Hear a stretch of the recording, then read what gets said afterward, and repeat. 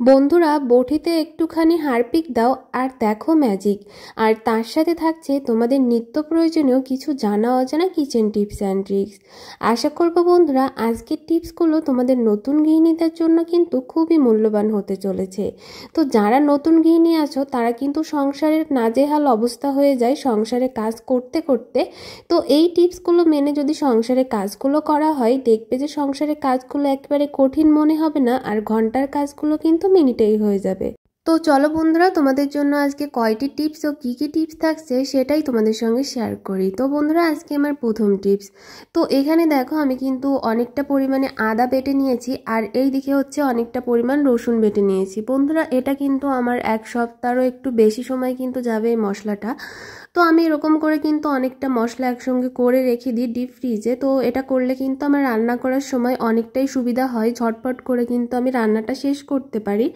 তোমরাও যদি চাও এইভাবে কিন্তু বেটে ফ্রিজে সংরক্ষণ করে রাখতে পারো। তো অনেক সময় কি হয়, আমরা যখন ডিপ ফ্রিজে এগুলোকে রেখে দিই তখন দেখা যায় যে আমরা রান্না করার সময় কিন্তু মশলাটা বের করতে ভুলে গিয়েছি, আর ঝটপট আমাদের লাগবে তখন কি করতে হয়, কোনোভাবেই কিন্তু এটাকে গলানো যায় না।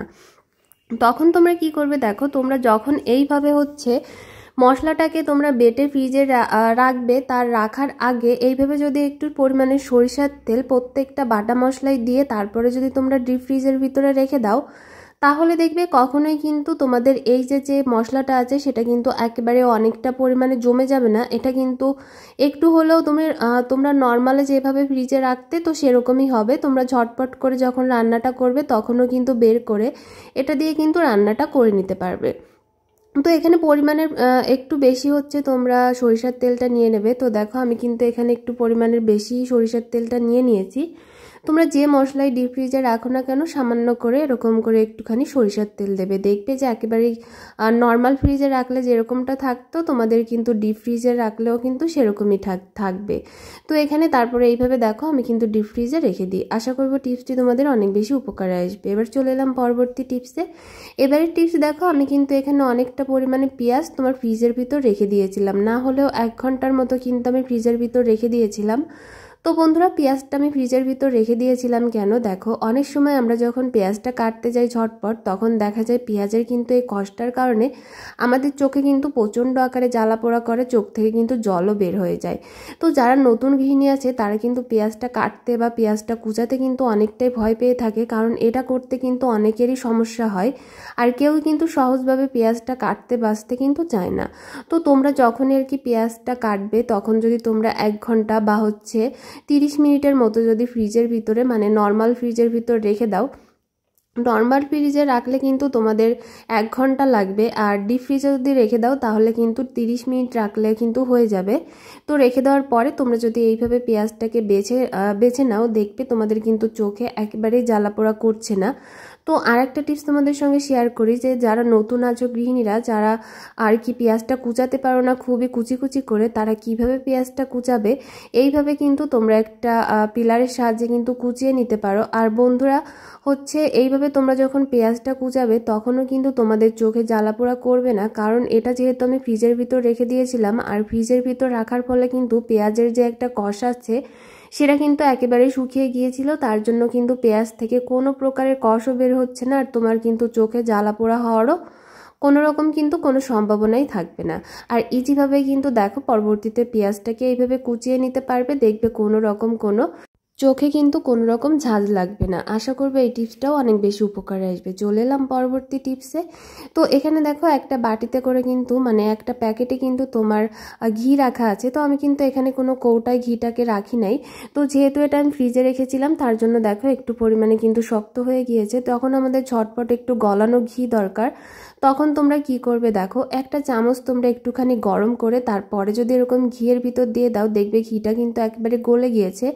আর যদি তোমরা পুরো ঘিটা গলাতে চাও তাহলে কি করবে, একটা বাটিতে তোমরা উষ্ণ পরিমাণে হচ্ছে গরম জল নিয়ে নেবে, আর উষ্ণ গরম জল দেওয়ার ফলে কিন্তু তোমার প্যাকেটের ঘিটা একেবারে গলে যাবে। যেহেতু আমার এখানে অল্প পরিমাণে ঘিটা লাগবে তার জন্য কি করেছি দেখো, আমি কিন্তু চামচটাকে একটুখানি গরম করে তারপরে এই ঘিয়ের ভিতরে দিয়ে দিয়েছিলাম। এবার দেখো ঘিটা কতটা গলতে শুরু করে দিয়েছে। আর তোমরা যদি চাও যে পুরো ঘিটা গলাবে তাহলে কিন্তু উষ্ণ গরম জলের ভিতরে তোমরা এই ঘিটাকে প্যাকেটটাকে ধরে জাস্ট দিয়ে দেবে, দেখবে যে তোমাদের ঘিটা কিন্তু একেবারে গলে যাবে। আশা করব টিপসটা তোমাদের অনেক বেশি প্রয়োজন হবে।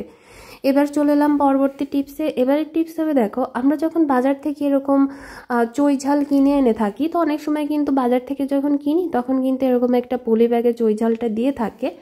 তো চই ঝালটা পলি ব্যাগে দেওয়ার কারণে কিন্তু আমরা যখন এটাকে ধরে ফ্রিজের ভিতর রেখে দিই তখন দেখা যায় অনেক সময় কিন্তু তোমার এই চই ঝালটা শুকিয়ে যায় বা নষ্ট হয়ে যায় ফ্রিজে রাখার পরেও বেশ কিছুদিন পরে। তো তোমরা কিভাবে চই ঝালটাকে ফ্রিজে সংরক্ষণ করলে অনেক দিন পর্যন্ত ভালো থাকবে সেটাই দেখাবো বন্ধুরা। তো এখানে দেখো আমি কিন্তু চই ঝাল দুটোকে ভালো করে পরিষ্কার করে নিয়েছি। এখানে যে শিকড়টা ছিল সেটা কিন্তু ফেলে দিয়েছি। এবার কি করব, দেখো এরকম করে তোমরা একটা পেপার নিয়ে নেবে। তো বন্ধুরা পেপারটাকে ছিঁড়ে নেবে, কারণ বড় পেপারের কোনো রকম প্রয়োজন হবে না, এখানে কিছুটা পরিমাণে পেপার হলেই কিন্তু হয়ে যাবে। তো সেইভাবে তোমরা পেপারটাকে এইভাবে ছিঁড়ে নেবে। তো পেপারটা ছিঁড়ে নেওয়ার পরে কি করবে, দেখো এই যে চই ঝালটা আছে এই চই ঝালটা কিন্তু পেপারের সঙ্গে খুব ভালোভাবে আর কি এটাকে পেঁচিয়ে নেবে। দেখো আমি কিভাবে পেঁচিয়ে নিচ্ছি, তোমরাও কিন্তু সেম একইভাবে কিন্তু এইভাবে পেঁচিয়ে নেবে। তো পেঁচিয়ে নেওয়ার পরে এটাকে তোমরা এবার নর্মাল ফ্রিজে রেখে দেবে। কোনো রকম পলি ব্যাগে রাখার প্রয়োজন নেই, জাস্ট এইভাবে কাগজে করেই তোমরা নর্মাল ফ্রিজে রেখে দিলেই কিন্তু এটা বেশ কিছুদিন পর্যন্ত ভালো থাকবে, কোনো রকম শুকিয়ে যাওয়ার কোনো সম্ভাবনাই থাকবে না। তারপর চলে যাব পরবর্তী টিপসে। এবারে টিপস বন্ধুরা, তোমরা বটিতে কেন হারপিক দেবে। তোমাদের কিন্তু বটিতে ধার দেওয়া নিয়ে অনেক ভিডিও কিন্তু তোমাদের সঙ্গে আমার শেয়ার করা হয়ে গিয়েছে, তোমরা যদি চাও সেগুলোও দেখে নিতে পারো। আর আজকের টিপস হবে, দেখো এই যে আমার এই বটিটায় কিন্তু অনেকটা পরিমাণে ময়লা ধরেছে বা অনেকটা কিন্তু জং ধরে গিয়েছে। বটিটা দেখতেই পাচ্ছ যে কতটা কালচে হয়ে গিয়েছে, আর বটিটায় কিন্তু একেবারে আমার ধার নেই। আর এই বটিটায় যদি জং ধরে যায় তা দিয়ে কিন্তু আমাদের তরি তরকারি কাটা বা মাছ মাংস কাটা অনেকটাই টাফ ব্যাপার হয়ে যায়। তো বন্ধুরা অনেক ধরনের টিপস আছে যেগুলো ব্যবহার করে কিন্তু বটি ধার দেওয়া যায়, কিন্তু বটির এই জংটা কি করে উঠাবে তোমরা সেটাই আজকে তোমাদেরকে দেখাবো। দেখো এই যে আমি এখানে কিছুটা পরিমাণে হারপিক নিয়েছি, আর এটা কিন্তু অবশ্যই আমার কিচেনের হারপিক। তো হারপিকটা নিয়ে জাস্ট তোমরা আঙুলের সাহায্যে এটাকে একটু কিছুক্ষণ পরিমাণ লাগিয়ে রেখে দিতে হবে। আমার বটিটা কিন্তু বেশ কিছুদিন কাজ না করার কারণে বটিটাই কিন্তু অনেকটাই জং ধরে গিয়েছে। তো দেখো জাস্ট আমি হাত দিয়ে একটু হারপিক দিয়েছি, আর হারপিকটা দেওয়ার পরে এইভাবে আঙুল দিয়ে দেখো ঘষে নেওয়ার ফলে কিন্তু আমার বটির যে জংটা ছিল সেটা কিন্তু উঠে যাচ্ছে। পরবর্তীতে আমি কি করেছি, একটা স্টিলের মাজনি নিয়েছি, আর স্টিলের মাজনিটা দিয়ে কিন্তু জাস্ট আমি এইভাবে একটু ঘষে নিচ্ছি। বন্ধুরা স্টিলের মাজনিটা দিয়ে এইভাবে ঘষার ফলে কিন্তু তোমার বটিতে যদি কোনো রকম জং থেকে থাকে সেটা কিন্তু নিমিষেই উঠে যাবে। আর আমি কিন্তু তোমাদেরকে এই ভিডিওতে আবারও দেখিয়ে দেব, তোমরা বটিটা যদি ধার না থাকে টাকা খরচ না করে ঘরে বসেই তোমরা গৃহিণীরা কিভাবে বটিটা ধার দিয়ে নিতে পারবে সেটাও কিন্তু তোমাদেরকে দেখিয়ে দেব। তার আগে কিন্তু আমাদের জংটাকে ভালো করে উঠিয়ে নিতে হবে। তোমাদের কিন্তু বেশি জোরেও ঘষার কোনো প্রয়োজন হবে না। হারপিকটা দিয়ে যদি তোমরা এখানে 10 মিনিট বা 5 মিনিটের মতো রেখে দাও তাহলে তো কোনো কথাই নেই, এটা জাস্ট একটু ডলা দিলে উঠে যাবে। যেহেতু আমি ভিডিও করছি সেহেতু কিন্তু তোমাদেরকে দেখানোর জন্য এখানে কিন্তু আমার একটু ঘষতে হচ্ছে। তো তারপরে তোমাদেরকে একটু মুছে আমি দেখিয়ে দিচ্ছি। দেখো বন্ধুরা কতটা সুন্দর কিন্তু আমার জংটা একেবারে উঠে গিয়েছে। আর এবার বটিতে কিভাবে ধার দেবো সেটা দেখাবো। তার আগে বটিটা কিন্তু ভালো করে ধুয়ে নিয়েছি, ধুয়ে কিন্তু আমি বটিটাকে ভালো করে মুছে নিয়েছি।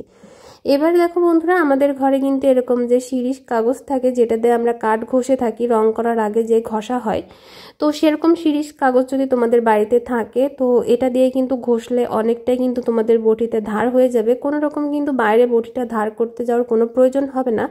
আর এটা তোমরা বাজার থেকেও কিনে নিতে পারো, কারণ বাজার থেকে কিনতে গেলেও কিন্তু এটার বেশি দাম না। তো সেইভাবে কিন্তু এরকম শিরিষ কাগজ দিয়ে জাস্ট একটু এইভাবে ঘষে নিলেই তোমাদের বটিতে কিন্তু অলরেডি অনেকটাই ধার হয়ে যাবে।